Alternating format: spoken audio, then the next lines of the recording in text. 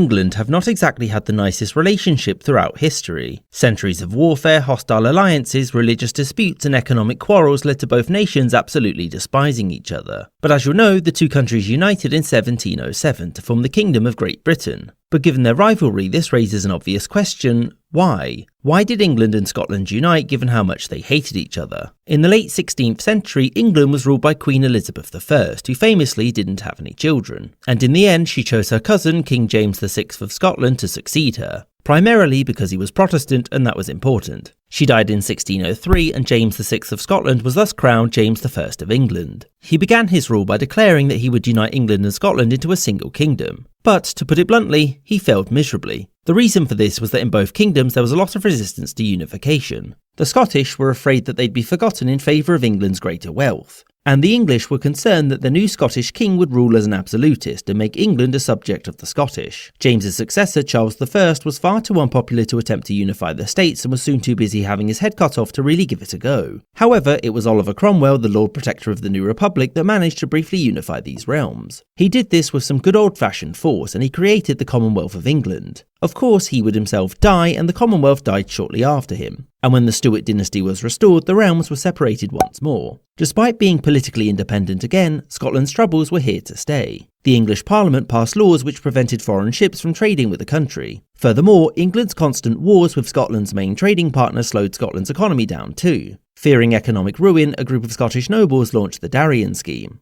a plan to colonise part of what's now Panama in Central America. The hope being that this new colony could be used as an overland route to trade between the Atlantic and Pacific Oceans. The scheme was very expensive and required using a fifth of Scotland's total wealth at the time. A colony, New Edinburgh, was established here in 1698 and would stand the test of time. For 2 whole years. It was at this point that disease and a Spanish blockade killed the colony, meaning all of the money was lost, thereby bankrupting many Scottish nobles. The Scottish had hoped that the English would open up trade to them to help them get some of the money back, but fun fact, no. And thus, when Queen Anne took the throne, the Scottish Parliament passed the Security Act, which meant that the Scottish throne would go to whoever wasn't the monarch of England after Anne died. And Anne's ministers responded with the Alien Act. This made all Scots foreigners within England and importantly embargoed the country. But Anne promised to repeal this if Scotland merged with England. Getting support for this wasn't going to be easy, but the English had a trick up their sleeve: shameless bribery.